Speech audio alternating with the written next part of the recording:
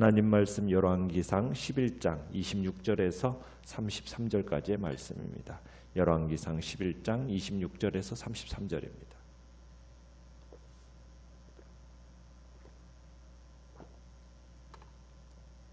열왕기상 11장 26절에서 33절까지 우리 한 목소리로 같이 읽겠습니다. 시작. 솔로몬의 신하 느밧의 아들 여로보암이 또한 손을 들어 왕을 대적하였으니 그는 에브라임 족속인 스레다 사람이요 그의 어머니의 이름은 스루아이니 과부더라. 그가 손을 들어 왕을 대적하는 까닭은 이러하니라. 솔로몬이 밀로를 건축하고 그의 아버지 다윗의 성읍이 무너진 것을 수축하였는데 이 사람 여로보암은 큰 용사라. 솔로몬이 이 청년의 부지런함을 보고 세워 요셉 족속의 일을 감독하게 하였더니 그 즈음에 여로보암이 예루살렘에서 나갈 때에 실로 사람 선지자 아히야가 길에서 그를 만나니 아히야가 새 의복을 입었고 그 두 사람만 들에 있었더라. 아히야가 자기가 입은 새 옷을 잡아 12조각으로 찢고 여로보암에게 이르되 너는 10조각을 가지라. 이스라엘의 하나님 여호와의 말씀이 내가 이 나라를 솔로몬의 손에서 찢어 빼앗아 10지파를 네게 주고 오직 내 종 다윗을 위하고 이스라엘 모든 지파 중에서 택한 성읍 예루살렘을 위하여 한 지파를 솔로몬에게 주리니 이는 그들이 나를 버리고 시돈 사람의 여신 아스다롯과 모압의 신 그모스와 암몬 자손의 신 밀곰을 경배하며 그의 아버지 다윗이 행함 같지 아니하여 내 길로 행하지 아니하며 나 보기에 정직한 일과 내 법도와 내 율례를 행하지 아니함이니라. 아멘. 오늘 말씀의 제목은 마음밭에 잡초 뽑기라는 제목으로 말씀을 나눕니다. 솔로몬의 범죄에 대한 심판으로 하나님께서는 이스라엘의 남쪽에서는 에돔의 하닷이 그리고 북쪽에서는 수리아의 르손이 솔로몬을 괴롭히면서 여러모로 피해를 입히게 됩니다. 하닷과 르손을 일으키신 하나님이 오늘 본문에선 또 다른 조치를 취하시는 것을 보게 됩니다.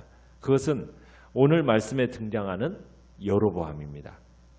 여로보암이 솔로몬에게 입힐 이 피해는 하닷과 르손의 피해에 비하면 아무것도 아니에요. 게다가 이 일은 하나님이 하시는 일이기 때문에 그 누구도 막을 수가 없습니다. 하닷과 르손은 솔로몬 정권을 외부에서 군사적으로 외교적으로 압박했다면 이 여로보암은 내부에서 그의 정권의 정당성을 신학적으로 위협하고 있습니다. 자, 오늘 본문 1번, 문제 1번을 보시면 자, 여로보암은 어떤 사람입니까? 26절에 보시면은 어느 족속 사람이에요? 에브라임 지파 사람입니다. 그리고 스레다 사람이라고 얘기하고 있습니다. 그런데다가 그의 어머니는 과부라고 소개하고 있어요. 이런 걸 볼 때 여로보암이 자라난 형편이 별로 좋지 않았음을 가르쳐주고 있죠. 그런데 솔로몬이 밀로를 건축하고 다윗의 성읍에 무너진 곳을 건축하는 그 과정에서 여로보암을 발탁해서 요셉 족속 감독자로 세우게 됩니다. 28절에 보면 이 여로보암을 가리켜서 뭐라고 했냐면 큰 용사라고 소개를 하고 있습니다. 그러면서 여로보암은 부지런했다라는 거예요.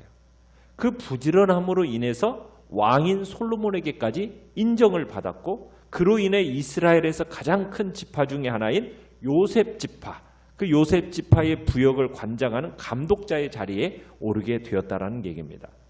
어떻게 보면 지혜의 왕인 솔로몬이 젊은 나이임에도 불구하고 여로보암을 인정했다라는 것은 이 여로보암이 보통 사람이 아니었다라는 것을 이야기하고 있는 거죠.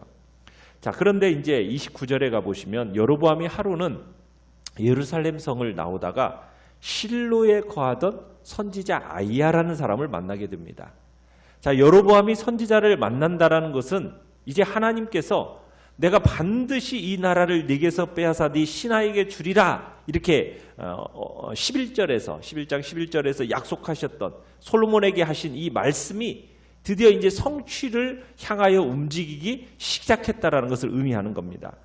자, 아이야는 자신이 입고 있었던 이 새 옷을 이 30절에 보면 몇 조각으로 찢습니까? 12조각으로 쫙 나누더니 10조각을 누구에게 줘라요? 여로보암에게 주고, 그러면서 뭐라고 얘기하냐면 하나님이 이처럼 이스라엘의 10지파를 너에게 주실 것이다 하고 예언을 합니다. 여러분, 고대 왕정 사회에서 그 누구도요 함부로 세우거나 패할 수 없는 자리가 뭐냐면 왕의 자리입니다. 왕의 자리예요. 그런데 오늘 말씀에서는요, 이 왕의 자리라는 것을 하나님께서는 당신의 뜻대로 세우기도 하고 패하기도 하신다라는 것을 보여주는데, 어떤 식으로 보여주는 겁니까? 옷을 잡아 찢어서 쉽게 다른 사람에게 나누어 주는, 넘겨주는 것처럼 실행하시는 분이 누구라는 거예요? 하나님이라는 것을 지금 보여주고 있는 겁니다. 그러니까 우리는 이 말씀을 통해서 이스라엘의 진정한 주권자가 누구인가, 이걸 다시금 확인할 수 있다는 얘기죠. 바로 하나님만이 이스라엘의 역사를 주관하시는 진정한 주권자란 얘기입니다. 이 세상의 모든 나라가 그분의 주권 아래에 있어요. 따라서 모든 나라들이 하나님의 뜻에 따라서 흥하기도 하고 망하기도 하는 겁니다. 성하기도 하고 쇠하기도 하는 거예요. 하나님이 이스라엘만을 다스리는 게 아닙니다. 온 세상 나라와 백성들, 땅에 속한 모든 것뿐만 아니라 하늘의 해와 달과 별들까지도 주관하시고 그 모든 것을 주권자로서 행사하시는 분이 바로 여호와 하나님이시라는 것을 우리에게 이야기하시는 거죠. 그래서 오늘 우리는 이 믿음을 따라서 항상 하나님의 주권을 인정하고 그분에게 우리의 삶을 내어 드리도록 하는 겁니다.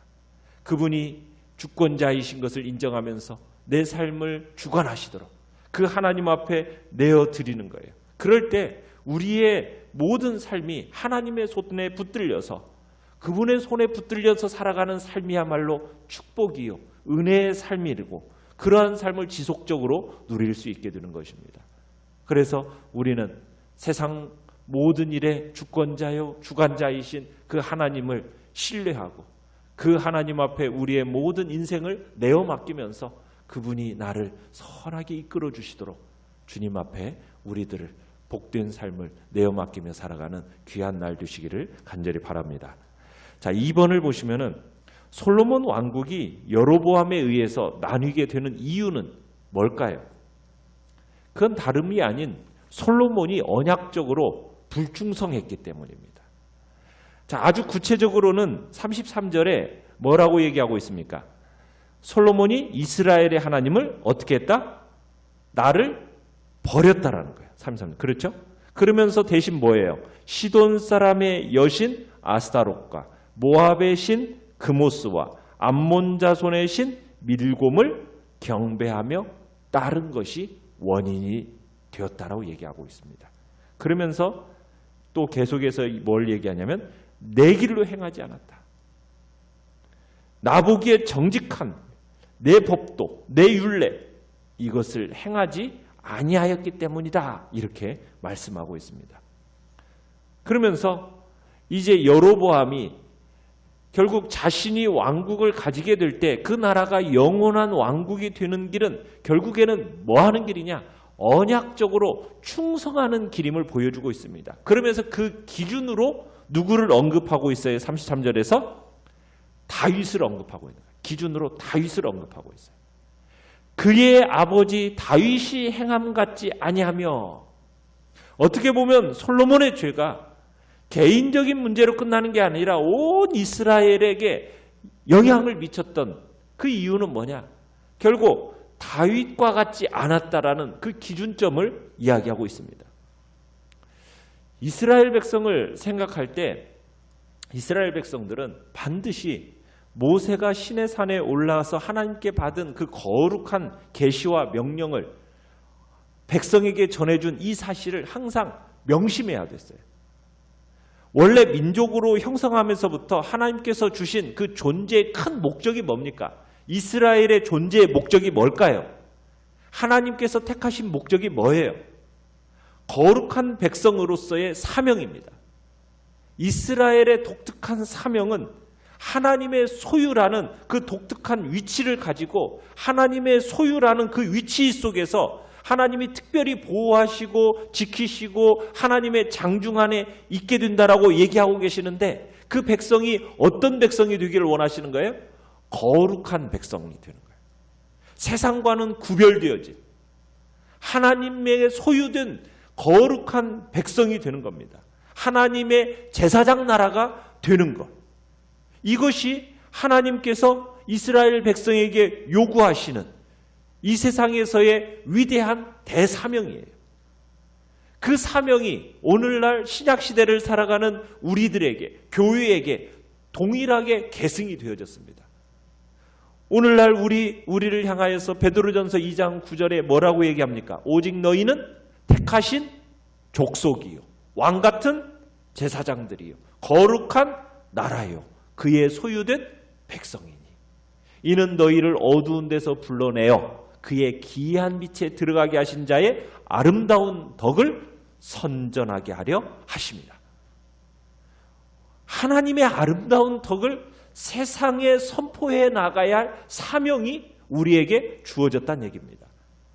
그게 이스라엘 민족의 사명이었고 그 사명이 이 시대를 살아가는 우리 교회들에게, 하나님의 백성들에게 주어진 사명입니다. 이건 변할 수 없는 의무란 얘기죠. 그러면 이스라엘 백성들은 그러한 삶을 살아가야 되는데 어떻게 했다고요?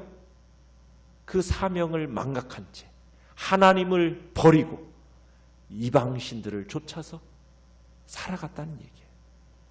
3번 보시면요. 솔로몬은 외부의 적을 막기 위해 국방력은 튼튼히 해놨어요.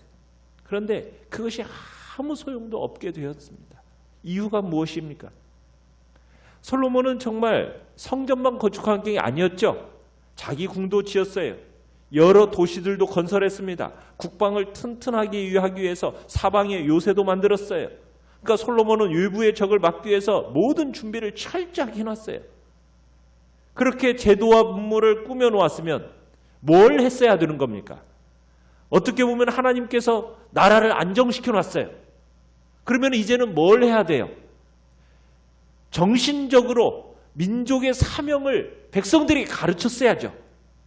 그렇게 큰 나라를 허락하셔서 주위의 그 작은 여러 나라들의 공격의 위험으로부터 막아주시고 안정화되어졌으면 이제는 뭘 해야 되는 겁니까? 그 국력을 기울여서 민족의 사명이 무엇이는지를 가르치면서 그것을 행하는데 힘을 쓰도록 만들었어야 돼요. 솔로몬은 정신적으로 민족적인 그 사명을 가르쳐야 할 그 시기에 뭘 했다고요? 배교를 해버린 거예요. 자기의 행복을 위해서 그 모든 것을 써버린 겁니다. 물질적인 번영과 그 행복을 악용한 겁니다. 그래서 하나님은 그 국방력을 아주 무색하게 만들어버리신 겁니다. 한 나라의 흥망성쇠는요, 국방력, 외교, 무역에 달려있는 게 아니라는 거예요. 누구에게 달려있는 겁니까? 하나님의 손에 달려있다라는 거예요. 아무리 튼튼하게 해놔도요, 아무 소용없어요. 하나님의 손에서 벗어나면 그 모든 것들이 순식간에 무너져 버립니다. 우리는 기억해야 돼요. 천지를 다스리고 주장하시는 분이 누구시라는 것을요. 하나님이시라는 것을. 한순간에 다 무너져 버립니다. 우리가 지금 보고 있지 않습니까? 여러분, 코로나19 바이러스 눈에 보이지도 않아요. 그 작은 거 하나가 딱 생기니까 여러분, 우리가 뭘 그렇게 두려워해요? 한 사람이 걸릴까, 그것에 대한 두려움 속에서 지금 우리가 그렇게 지금 방역을 하잖아요. 근데 그 방역하는 것 어떻게 돼버려요? 한 곳에서 그냥 순식간에 터져버리면은 그 전 세계가 그냥 이렇게 쑥대밭이 돼버리는 거예요. 아무리 철저하게 뭐 자기 나름대로 인간적으로 방역하고 뭐 이것저것 다 했다고 하지만은 하나님이 손을 딱 놔시고 한 군데를 딱 터져 놓으시면 어떻게 돼버려요? 순식간에 다 번져버리고 무너져 버리는 거예요. 인간의 노력이라는 것은요, 한계가 있고 아무것도 아니에요. 우리는 무엇을 의지해야 되는 겁니까? 이 땅을 다스리시는 하나님의 손을 의지하고 그분을 붙들어야 되는 거죠. 이 천지 만물을 창조하시고 역사를 주관하시는 그 하나님, 그 하나님께 우리를 맡기며 살아가야 되는 것이 그게 가장 지혜로운 것입니다. 경제가 아무리 번영하고 여러분 순식간에 다 무너져 버리는 거 우리 보지 않습니까? 저 미국 땅 어때요? 아무것도 아니에요. 그렇게 강대국이라고 소리치고 모든 것들이 최고인 것처럼 여겨지지만 바이러스 하나에 순식간에 다 무너져 버리는 거 우리는 보고 있는 거예요. 우리는 주님 앞에서 무엇을 붙들고 살아가야 될지를 다시 한번 확인케 하시는 거죠. 4번 보시겠습니다. 솔로몬은 여로보암의 성실함을 보고 그를 신임했으나 정작 자신은 하나님 앞에서 불성실했습니다. 여러분 이걸 볼 때 무엇을 느낍니까? 여러분 성실함, 이 성실함이 중요한데 이 불성실함과 배도가 결국에는 하나님의 진노를 사게 되고 여러분 이 불성실함이 역사에 법칙이 있다라는 것을 우리로 하여금 느끼게 하는 거예요. 여러분 하나님을 공경해야 할 백성이요, 하나님을 진실이 공경하지 않고 이 세상 물질이 올 때 그 물질에 그냥 눈이 멀어가지고 세상을 향하면 어떤 결과가 주어지게 되는지, 어떤 결과를 거두게 되는지 우리가 확연히 보아야 한다는 얘기입니다. 그릇된 역사에 씨를 심으면 그로 말미암아서 무서운 재앙과 악과 슬픔과 괴로움의 열매를 거두게 되는 거예요. 특별히 하나님의 백성으로서 그렇게 하나님의 징계를 받을 수밖에 없습니다. 이스라엘 백성들은 하나님이 주신 그 위대한 민족적인 사명을 마음 가운데 늘 기억하면서 그걸 아주 소중히 여기면서 어떻게 하든 그 삶에 거기에 집중하면서 살아야 했어야만 됐는데 자신에게 주어진 그 사명이라는 것을 솔로몬은 망각해버렸습니다. 하나님 앞에서 그 언약에 대해서 불성실했어요. 여러분 그 불성실함이 자기 나라에서만 그 대에서만이 아니라 그 다음 세대까지 그 역사의 씨가 뻗어가면서 얼마나 무서운 열매를 맺게 되는지를 우리는 보게 되는 거예요. 나라의 분열이라는 열매를 맺게 되고 이 가운데 역사의 원칙 가운데 사람이 서 있다라는 거 우리는 항상 기억해야 됩니다. 우리는 그거 보고 있는 거예요. 솔로몬의 불성실함, 배교, 이 모든 것이 원인이 되어서 분열과 모든 것이 무너지는 역사가 나타난다는 걸 우리는 보게 되는 겁니다. 그러기에 우리 5번, 나를 넘어뜨리려는 내부의 적, 교만, 게으름, 권위에 대한 불순종, 부정적인 자아상, 용서하지 않으려 하는 마음 등 혹시 그런 무엇이 있는지 우리를 돌아보시고 모든 것을 내게 맡기시는 분도 하나님이시고 가져가시는 분도 하나님을 생각할 때 나는 어떻게 살아야만 할까요? 우리가 이 세상에 나와서 자라고 또 생활에 나가면서 결국 족적을 남기게 됩니다.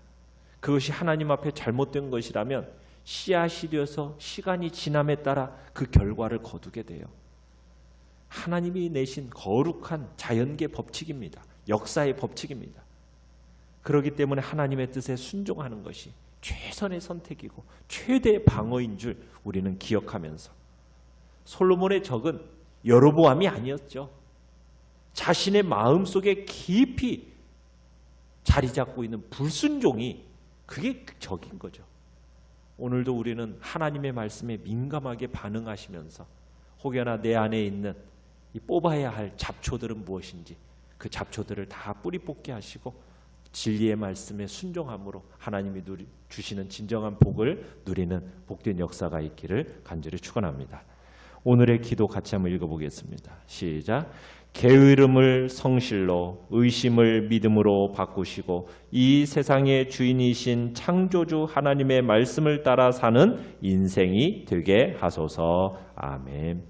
말씀을 생각하면서 기도하시고 연약한 우리의 지체들을 위해서 기도해 주시고 또 이제 코로나19 바이러스가 속히 잠잠해지고 이 사태를 통해서 우리가 또 깨닫고 또 주의 은혜 안에서 누려야 할 또 하나님의 뜻이 어디 있는지를 다시 한번 확인하는 복된 시간이 되게 달라고 주여 우리 세 번 부르짖으면서 합심해서 기도하겠습니다.